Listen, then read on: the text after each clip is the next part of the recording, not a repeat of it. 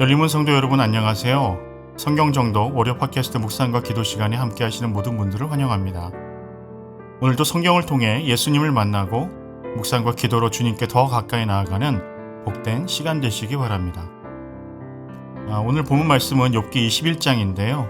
요약 내용을 제가 읽어드립니다. 욥기 21장에서 욥은 소발의 주장을 반박합니다. 그런데도 너희는 나를 헛되이 위로하려느냐? 너희 대답은 거짓일 뿐이니라. 34절의 말씀인데요. 세상은 소발이 말하는 것처럼 그렇게 단순하지 않습니다. 악인의 패망은 결정되어 있지만 적어도 눈으로 볼 때는 그렇지 않습니다. 악인들은 여전히 번성하고 세력이 강하고 장수합니다. 심지어 그들의 후손까지도 번영을 누립니다. 그들은 일부러 하나님을 떠나지만 편안하게 죽습니다. 욥은 세 친구들이 제법 진리에 가까운 주장을 하면서도 결정적으로 틀린 말을 하는 이유는 현실적인 인생을 깊이 파악하지 못했기 때문입니다.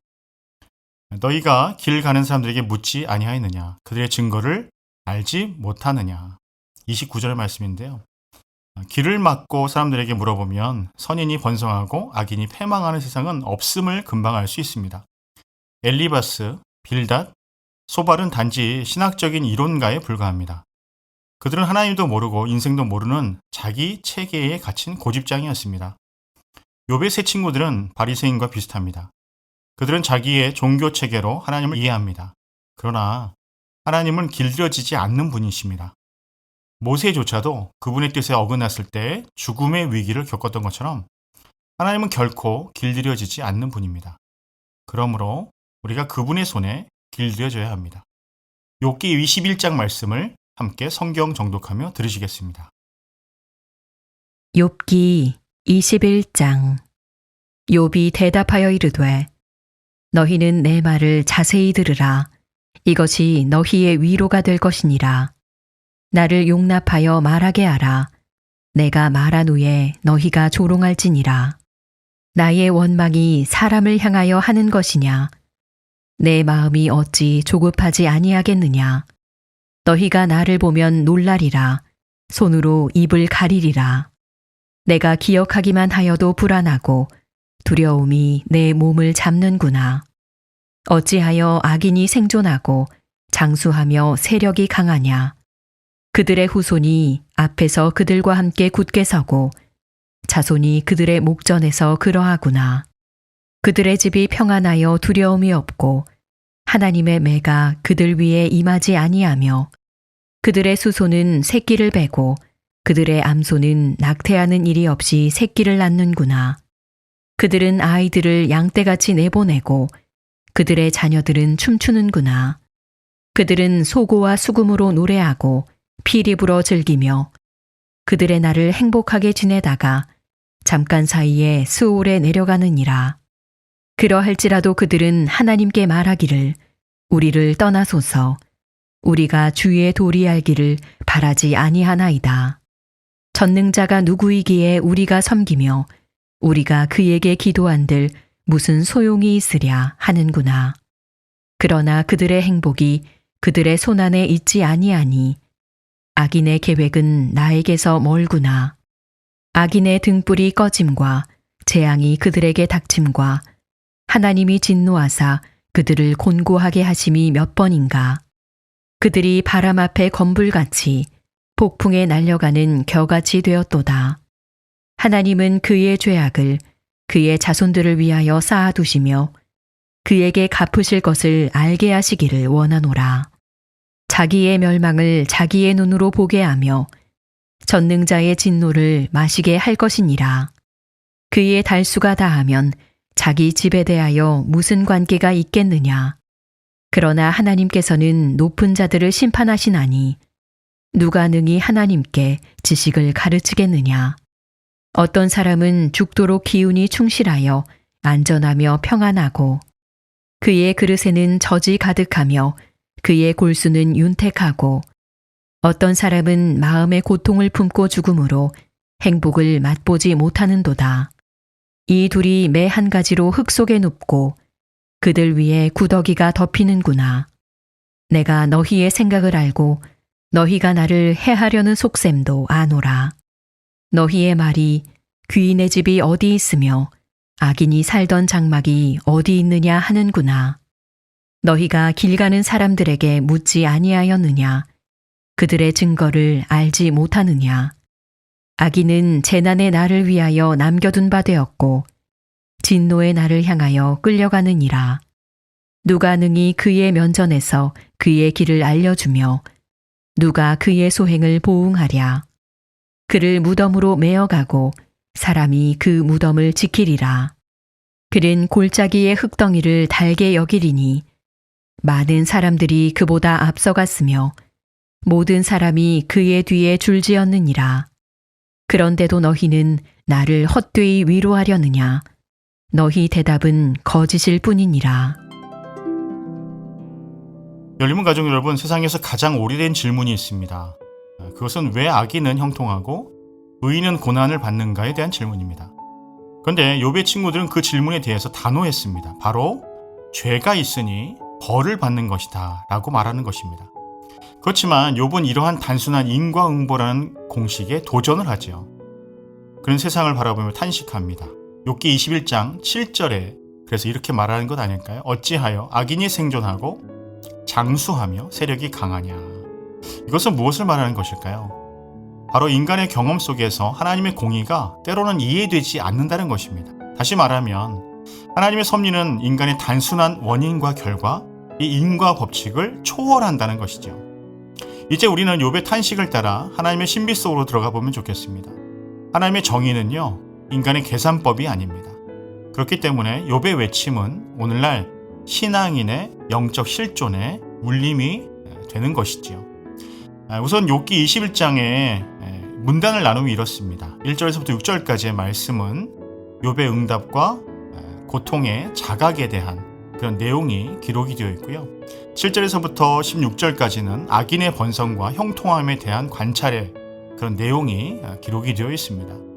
또 17절에서부터 26절까지의 말씀은 하나님의 심판은 언제 이루어지는가에 대한 내용이 기록이 되어 있고요. 네 번째로 욥기 21장 27절에서부터 33절까지의 말씀은 인간의 판단과 세상의 불공평에 대해서 기록을 해놓았습니다. 그리고 마지막으로 욥기 21장 34절은 헛된 위로와 진정한 믿음의 자리에 대한 내용으로 마무리를 하고 있습니다. 첫 번째로 욥기 21장 1절에서부터 16절까지의 말씀은 하나님의 침묵처럼 상당히 암담한 현실에 대해서 기록을 해놓았는데요. 욥은 냉정하게 현실을 직시하고 이렇게 이야기를 하고 있죠. 7절에서부터 9절까지의 말씀을 제가 봉독해 드립니다.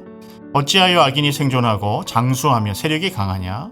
그들의 후손이 앞에서 그들과 함께 굳게 서고 자손이 그들의 목전에서 그러하구나. 그들의 집이 평안하여 두려움이 없고 하나님의 매가 그들 위에 임하지 아니하며. 다시 말하면 악인들은요 풍요롭고요. 그들의 자녀는 춤추고요. 그들의 삶은 번성합니다. 그런데 그 악인들의 입에서 어떻게 이야기를 합니까? 14절에서부터 15절까지의 말씀을 보니까 그러할지라도 그들은 하나님께 말하기를 우리를 떠나소서 우리가 주의 도리 알기를 바라지 아니하나이다. 전능자가 누구이기에 우리가 섬기며 우리가 그에게 기도한들 무슨 소용이 있으랴 하는구나. 이렇게 기록이 되어 있습니다. 무슨 말을 하는 걸까요? 악인들이 형통을 경험해도요 문제가 없는 삶을 살아도 결국에 현실의 번영이 반드시 하나님의 축복을 의미하지는 않는다는 것이죠. 다시 말하면 하나님은 인간의 물질적인 형통보다 더 깊은 차원의 목적을 가지고 계신다라는 것입니다. 자, 그렇다면 이러한 경우에 우리는 어떻게 이것을 해석해야 할까요? 하나님의 시간 속에서요 기다림의 신앙을 배워야 한다는 것입니다. 이것을 삶으로 적용해 볼까요? 눈앞의 번영에 휘둘리지 말고요. 영혼의 시선으로 현실을 바라보는 믿음을 가져야 한다는 것이죠. 그래서 시편 기자가요. 시편 73편 3절과 17절에서 어떻게 고백을 하죠? 3절 말씀 봅니다. 이는 내가 악인의 형통함을 보고 오만한 자를 질투하였음이로다. 17절 말씀 보세요. 하나님의 성소에 들어갈 때에야 그들의 종말을 내가 깨달았나이다. 여러분 다시 말하면 시편 기자와 같이 욥도 단순히 푸념만 하는 것이 아니에요. 왜 악인은 형통한데 의인인 나는 왜 이렇게 힘들까? 그런 푸념만 하는 것이 아니라 바로 이 시편 기자의 통찰을 그대로 걸어가고 있는 것이죠. 바로 시편 기자의 출발점에 욥이 서 있다는 것입니다. 두 번째로 욥기 21장 17절에서부터 26절까지의 말씀은요, 하나님의 신비로운 침묵에 대해서 이야기를 하고 있습니다. 21장 17절 말씀은 이렇게 고백하죠. 악인의 등불이 꺼짐과 재앙이 그들에게 닥침과 하나님이 진노하사 그들을 곤고하게 하심이 몇 번인가. 그러니까 욥은 눈앞에 불균형을 보고요, 뭐라고 신음하고 있냐면 어찌하여 의인은 고난받고 악인은 번성하는 것입니까? 이렇게 신음하고 있는 거죠. 여러분, 무엇을 의미하는 것일까요? 이 얘기가. 고난의 문제는요, 인간의 생각, 정의, 개념으로는 해석할 수 있다 없다. 없다라는 것입니다. 이 말씀은 다시 말하면 고난의 이유를 아는 것이 신앙이 아니라 고난 속에서도 하나님을 신뢰하는 것이 신앙이라는 것입니다. 이 말은 고난이 하나님이 안 계신다는 부재의 표지가 아니라 하나님의 신비한 임재의 또 다른 방식이라는 것이죠. 그래서 사도 바울이 이 비밀을 깨닫게 되니까 어떻게 고백합니까? 로마서 5장 3절에서부터 4절까지의 말씀이지요. 다만 이뿐 아니라 우리가 환난 중에도 즐거워하나니 이는 환난은 인내를, 인내는 연단을, 연단은 소망을 이루는 줄 알미로다. 아멘. 욥의 신앙은요, 바로 사도 바울이 이런 고백으로 이어져 가는 길목에 있는 것입니다. 그렇다면 우리는 어떠한 결단을 해야 할까? 바로 고난의 이유를 따지기보다 고난 속에서 하나님을 경험해야 한다는 것입니다. 그래서 이것을 삶으로 적용해 보면 이렇게 되는 거죠. 인생의 불공평을 원망하기보다 고난의 한가운데서 하나님이 여전히 나와 함께 하심을 믿어야 한다는 것입니다. 그래서 마지막으로요, 욥기 21장 27절에서부터 34절까지의 말씀은 하나님의 침묵은요, 그냥 침묵으로 끝나지 않는다라는 것을 말씀하고 있습니다. 21장 34절 말씀입니다. 그런데도 너희는 나를 헛되이 위로하느냐? 너희 대답은 거짓일 뿐이니라. 아멘. 욥은요, 인간의 어떤 판단, 그것을 거부합니다. 그리고 인간의 이해를 초월한 하나님의 공의를 기다리고 있어요. 이것은 무엇을 의미하는 것일까요? 바로 하나님의 공의는요, 현재의 상황 속에서 완전히 드러나지 않는다는 것입니다. 이 말뜻의 뜻은요, 다시 말하면 하나님의 공의는 궁극적인 종말 끝에서 완성된다는 것입니다.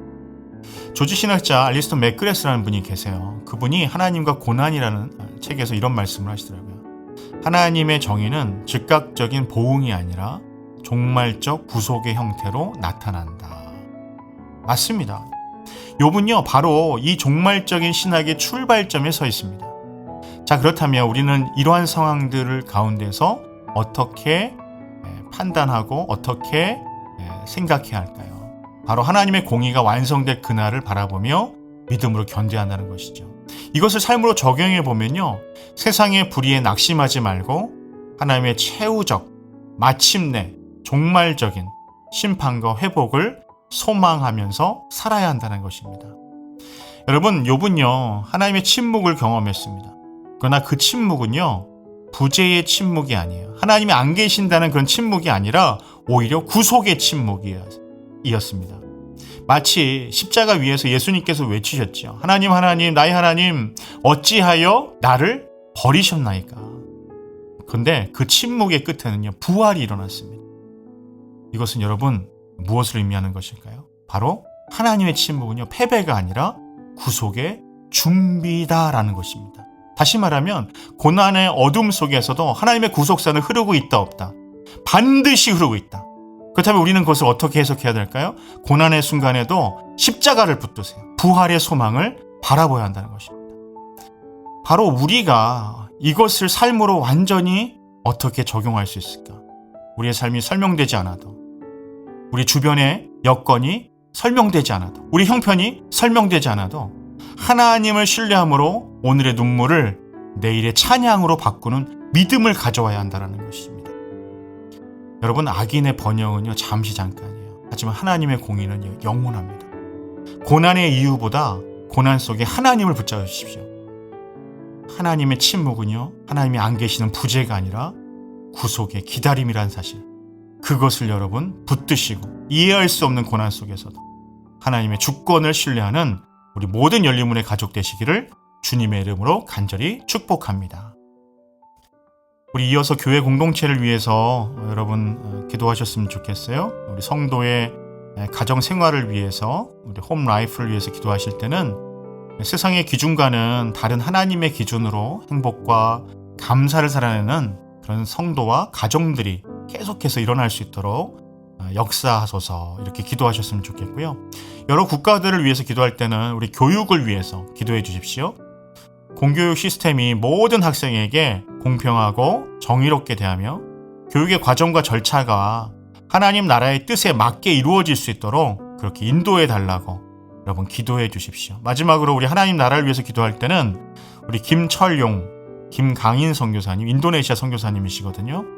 김철용, 김강인 선교사님 위해서 기도할 때 내년 11월까지 현재 진행 중인 인도네시아 교수 비자가 잘 마무리되게 하시고 매주 수요일과 금요일에 현지 신학교 학생들 온라인 수업에 풍성한 은혜를 하나님께서 더해 주시고 인도네시아 교회가 지역 교회 부흥에만 집중하지 않고 전 세계 선교 사명에 동참하는 교회가 될 수 있도록 여러분 기도해 주십시오. 이 기도뿐만 아니라 각 가정과 일터와 교회를 위해서 기도하실 때 하나님께서 풍성한 은혜 더해 주시기를 간절히 기도드립니다. 함께 기도하시겠습니다.